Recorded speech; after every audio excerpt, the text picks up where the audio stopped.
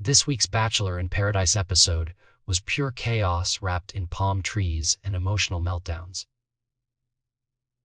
Things took a sharp left turn when host Jesse Palmer dropped a massive twist.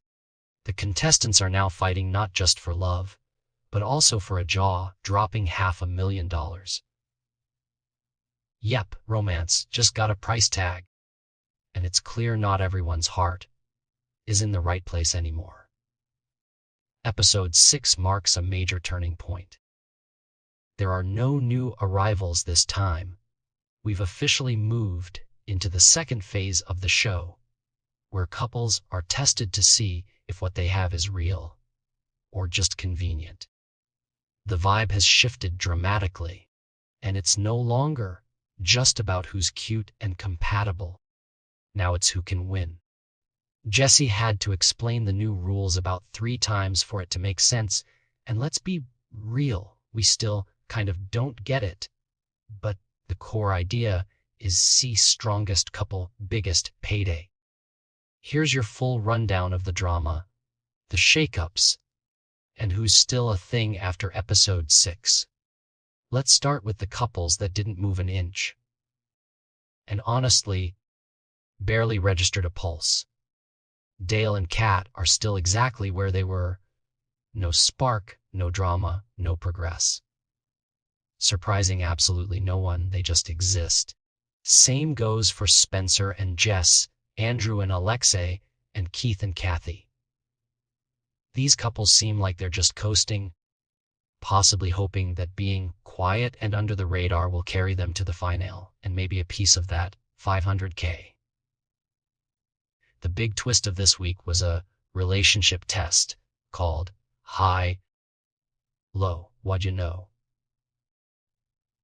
Each pair had to guess how their partner answered random questions that involved numbers, like how many kids they want or what age they had their first kiss.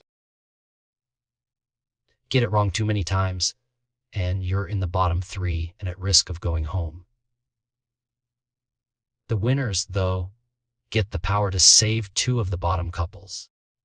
That power could have saved Gary and Leslie, who had a lovely romance blossoming. But Gary seriously fumbled the challenge. Leslie had clear chemistry with him, more than she had with anyone else, and she was thrilled to get his rose.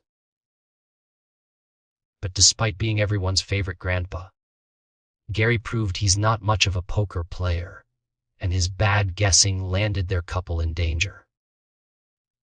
Kim and Faith, on the other hand, proved to be a surprising bright spot. After missing out on a date last week because of Kim's off-site medical checkup, Faith made the first move and opened her heart to him. She admired his passion and life experience, and he clearly appreciated her honesty and soulfulness. It was especially moving when Kim shared that both he and Nancy lost their spouses after long illnesses. But in the end, he chose Faith, not for strategy, but for connection. This couple seems to care more about feelings than money, which is rare in paradise right now.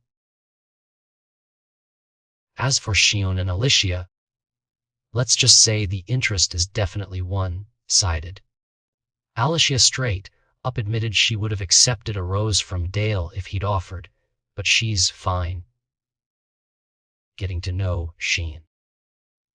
That's never a good sign. She's clearly settling for now, and unless things take a romantic turn soon, this couple may not last much longer. Then we had the epic fallout between Jonathan and Lee.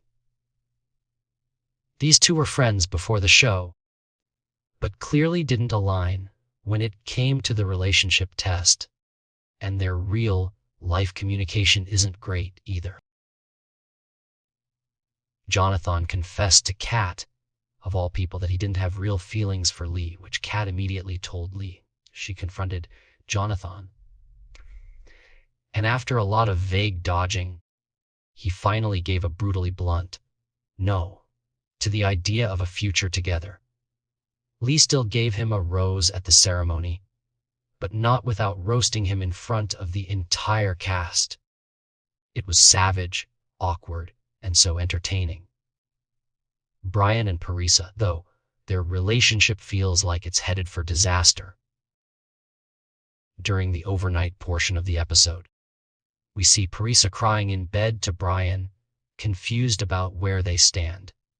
The next morning, their communication is even worse. They flunked the relationship test hard, ending up in the bottom 3. Later, Brian had the audacity to say Parisa overcommunicates and should learn to hold things in more. Sir, this is not how relationships work. The internet was screaming for Parisa to run, and fast. Meanwhile, Jeremy and Bailey continue to be the fakest couple in paradise. The second Jesse said there'd be no more new arrivals, Jeremy's face screamed, "But I wanted someone hotter." Suddenly, he's all in with Bailey. Probably because of the money twist. They surprisingly won the relationship test and got a one-on-one date as their reward. But it doesn't change the fact that Jeremy seems fake as ever, especially since he recently said he was more into Susie. Brian is sitting on this info, waiting for the perfect moment to blow up Jeremy's spot, and honestly, we can't wait. Then came the emotional final rose ceremony.